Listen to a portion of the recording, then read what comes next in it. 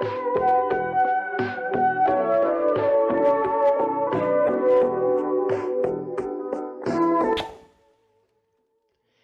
what is going on, guys? It's the AntiJeffyFan here, aka MysteryGuyTV. The reason why I'm saying that in this video today is because I'm going to show you guys a clip of an interview I was recently in with Tommy NC 2010. So if you don't know who Tommy NC 2010 is, he's a pretty big YouTuber that has about 100,000 subscribers, and there's a lot of big YouTubers that talked about him, like Keemstar and Leafy is here. There's a lot of big YouTubers that talked about him. Also, he was on an MTV show, and he was also on Tosh.0. And around I think it was August of 2018, I asked Tommy if I could be in an interview because he does interviews on his channel with a series called the TommyTalks show. So he interviews YouTubers. I asked him if I could be on the show, and he says yes, I could be on the show. And it wasn't until December of 2018 that I was finally on his show. And I have to say, the interview went pretty well, I guess.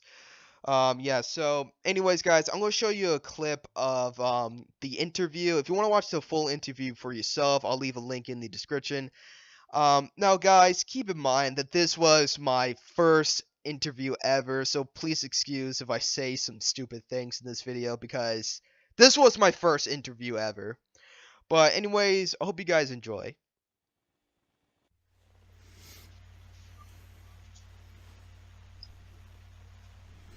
Okie dokie. And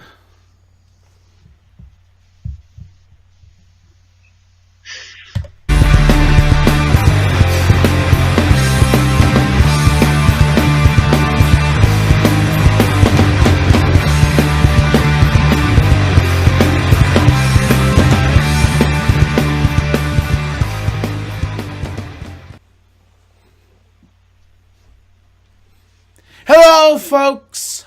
I am Tommy NC 2010, and welcome back to another awesome episode of Tommy Talks, live from Western North Carolina, the most electrifying talk show today here on YouTube. And we have an awesome guest here tonight. How are you doing tonight, sir? How are you doing tonight? Mystery Guy TV. I'm doing pretty good, Tommy. So, how are things? How was your day? How was your Sunday? Well, my Sunday, I didn't really do that much today. My family doesn't really go to church that often, so I kind of just had a boring day. Okay. So let's shoot it in this interview. What inspired you to be a YouTuber? What inspired me? There are a few people that inspire me. There's two YouTubers that inspired me to make YouTube videos. One of them was the Angry Video Game Nerd. He does game reviews. I know who he and is. The other one is a channel called The Cute Mario Bros. It's basically about a plush channel, basically people playing with toys or something like that. And those are the two YouTubers that inspired me to make YouTube videos. Yeah. Alright. What is your all-time favorite video that you ever worked on your channel? I don't really know. I have a lot of favorite videos of mine, but I guess the one I do really like is probably my very first video on my original channel. My very first video I made back in 2014. Because that was kind of nostalgic for me, watching my 11-year-old self making a YouTube video. Yeah, so that has to be probably my favorite. Really? Looking back at your younger days when you started out YouTube and you had much of a younger voice, that was a video you liked, honestly. That was the video you liked to look at, take back when you first started here on YouTube. It's kind of like a memory for me, how I got started with YouTube. So basically, I took a look at your channel, and basically you do video game content, and you do reviews of sodas and all sorts of content. And I understand that you have 2 channels. I didn't check into the other channel, but I subscribed to both your channels. What do you have on the other channel exactly? That because I noticed you have 2 channels. Oh, you mean the original channel? Yeah. My original channel, it's basically has like some of my like original content there. You know, most of the content I made when I was like 11 or 12. The reason why I decided to not make videos on that channel because my family, you know, it's kind of their channel. Like most of my family uploads videos there, but they haven't uploaded a video there since 2016. So I decided to move to MysteryGuyTV, the channel that I have right now, so I can make my own content, and I don't have anyone to tell me I can't do this. Understand. Now, was your parents' channel a popular channel? Did they have a lot of subscribers, or did you just kind of branch off from their main channel? Well, honestly, back then my parents rarely use YouTube. Like, they usually just go on Facebook a lot. But my parents weren't really big on YouTube. Like, they never really made YouTube videos. Like, I think the reason why my dad, like, made that YouTube channel, just so if I can just make my own content there, and so he could just comment on other videos. Yeah, so I think that's kind of the reason why he made that channel, just to let me make some of the content. And he said he will watch over my content to see what I'm uploading. And that's when I knew that I had to make another channel. Understand. Now, what content are you looking forward to make into the future? Do you have any ideas you could share with us here now on the show of what content you're looking to express and create into the future? Well, I tried doing commentary videos.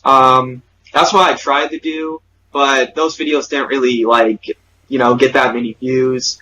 So I'm gonna try to focus on like reaction videos from now on because when I started MysteryGuyTV, my other channel in 2016, the first thing I've done was reaction videos, and for some reason I just kept going with the reaction videos, and some of them got a good amount of views. So yeah, I think I'll probably see where the reaction videos will go. Understand. Now, what is your opinion on the whole demonetization of YouTube? Like YouTube majorly just attacking their content creators. And do you believe the main reason why we are in this apocalypse right now of demonetization? Because the main reason, 2 people, Logan Paul and Jake Paul, do you believe that?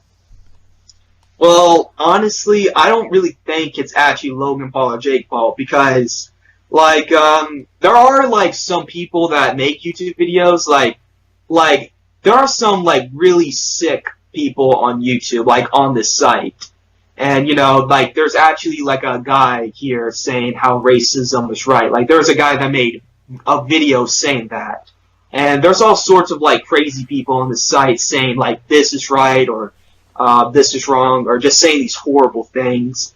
And lots of kids have access to YouTube.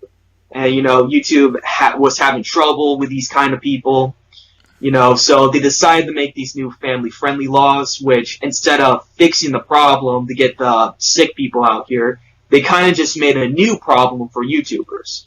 Because so what you're saying there is YouTube ultimately injected themselves with cancer and tried to cross the problem, but they ultimately made a stronger problem in the midst of it.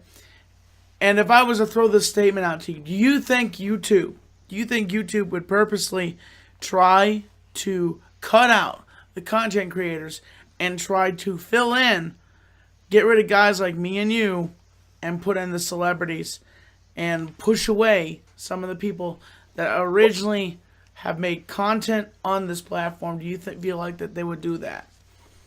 Well, I don't think so. What I was saying, you see, back in 2016, there's a lot of commentary channels talking about these really bad people. And I think, since during that time commentary channels were a big thing, YouTube probably saw the videos, and back then, when you put up a video on YouTube, it could be any video, you can advertise it no matter what you say. So I think that's when YouTube decided to like make the laws that you can't do this, because there was like people saying these horrible things and they're managing to make money off of it. But I don't think they're trying to get off I don't think they're trying to remove all the original creators here that aren't doing nothing wrong. I think they're just trying to get the bad people out here. But they decided to make a worse problem.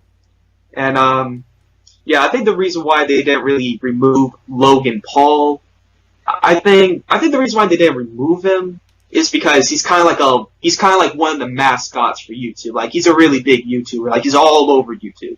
So I think that's why they didn't remove him, which I think he should be removed.